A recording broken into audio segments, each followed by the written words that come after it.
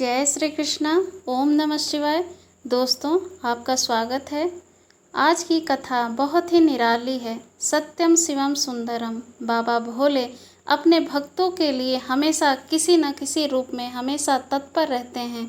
तो हम सब सावन में बाबा के कथा रूपी कृपा का गुणगान करते हैं।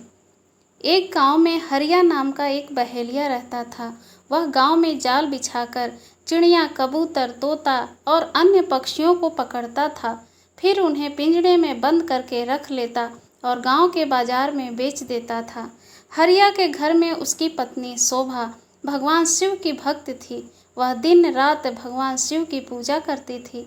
शोभा अपने पति के काम से खुश नहीं थी।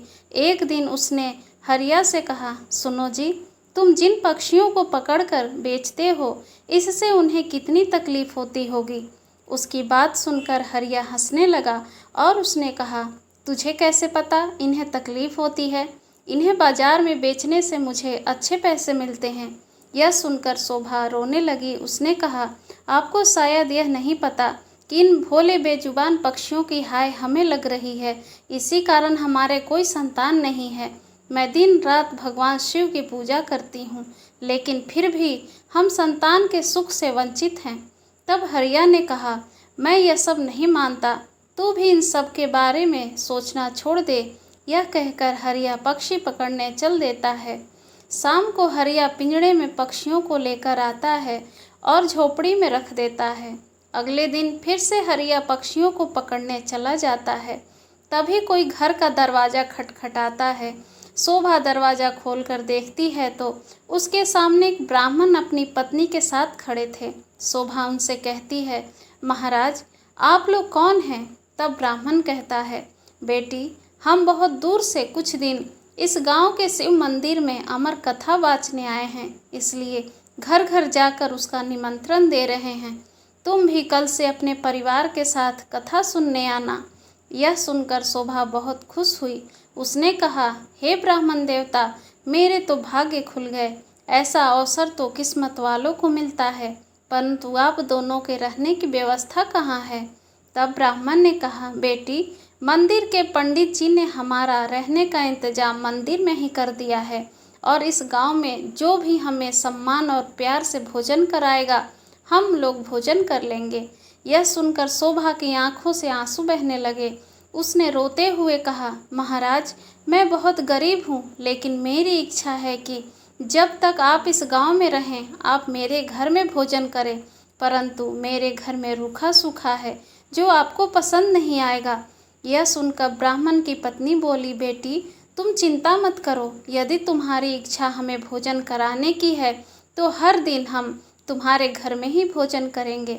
तुम्हारे रूखे सूखे एक निवाले से ही हमारी तृप्ति हो जाएगी। यह सुनकर शोभा बहुत खुश हुई। उसने कहा, मैं आपके लिए भोजन तैयार करती हूँ। तब ब्राह्मण ने कहा, माई, तुम भोजन तैयार करो, हम पूरे गांव में निमंत्रण देकर तुम्हारे घर आएंगे। यह कहकर दोनों चले जाते हैं। शोभा भोजन तैयार करती है। कुछ समय बीत जाने के बाद दोनों पति पत्नी शोभा के घर भोजन करने आ जाते हैं। जब वे भोजन करने बैठते हैं, तभी ब्राह्मण की नज़र पिंजड़े पर पड़ती है। वे उठकर खड़े हो जाते हैं। शोभा उनसे पूछती है, महाराज, क्या मेरे से कोई भूल हो गई? ब्राह्मण ने क्रोधित होते हुए कहा, तुमने इन बेजुबान पक्षियों को पिंजड़े में कैद करके रखा है। हम तुम्हारे घर भोजन नहीं कर सकते। तुम भगवान शिव की अमर कथा सुनना चाहती हो और उनके प्रिय कबूतरों को तुमने कैद करके रखा है। यह कहकर वह चल देते हैं। शोभा उनके पैर पकड़ लेती है और कहती है, हे ब्राह्मण देवता, मेरे घर से रुष्ट होकर ना जाइए। मैं तो वैसे भी संतान सुख से वंचित हूँ। अगर आप भी बिना भोजन किए चले गए तो हमारा सर्वनाश निश्चित है। यह पक्षी मेरे पति ने पकड़े हैं, मैं अभी इन्हें आज़ाद कर देती हूँ। यह कहकर वह बाहर जाकर सारे पक्षियों को आज़ाद कर देती है। यह देखकर ब्राह्मण पत्नी सहित भोजन करते हैं और शोभा को सौभाग्यवती और पुत्रवती होने का आशीर्वाद देकर चले जाते हैं। शाम को जब हरिया आता है, वह पिंजड़ा खाली देखकर शोभा से पूछता है। तब शोभा उसे सारी घटना बता देती है।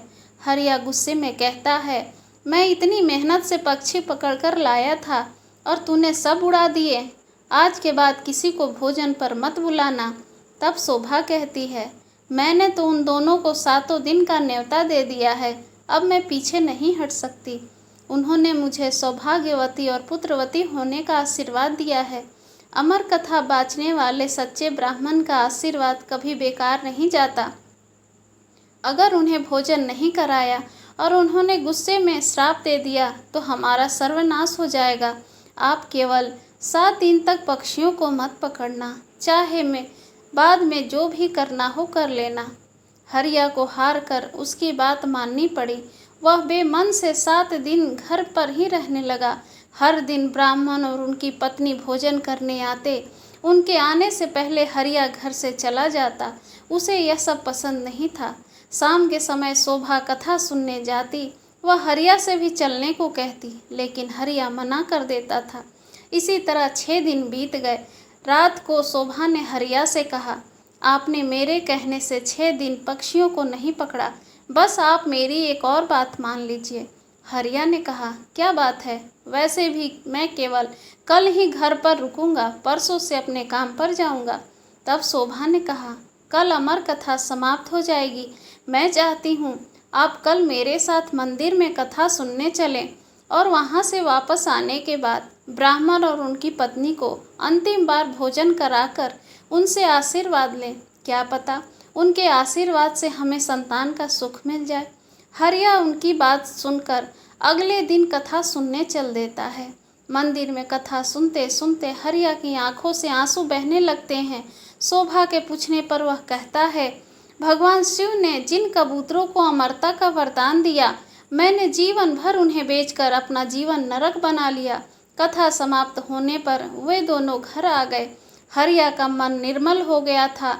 उसने शोभा से कहा, मैं आज से यह काम छोड़ दूंगा और मेहनत मजदूरी करूंगा। कुछ देर बाद ब्राह्मण और उनकी पत्नी भोजन करने आए। हरिया ने उनका स्वागत किया, उन्हें भोजन कराया। उसके बाद हरिया ने अपने मन की सारी बात उनके सामने रख दी। तभी ब्राह्मण और उनकी पत्नी भगवान शिव और माँ पार्वती के रूप में प्रकट हो गए। भगवान शिव कहते हैं, तुम्हारी पत्नी की भक्ति देखकर हम तुम्हें संतान सुख देना चाहते थे, किंतु तुम्हारे पाप के कारण यह संभव नहीं था। इसलिए हमें तुम्हारा मन बदलने के लिए भेष बदलकर यहाँ आना पड़ा।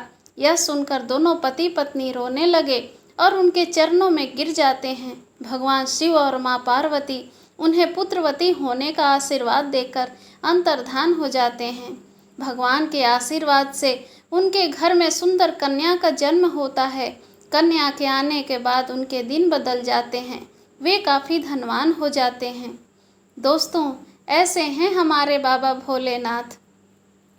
वीडियो के एंड तक बने रहने के लिए धन्यवाद दोस्तों। अगर आपने चैनल को सब्सक्राइब नहीं किया है तो प्लीज़ इसे सब्सक्राइब करें और लाइक और शेयर ज़रूर करें।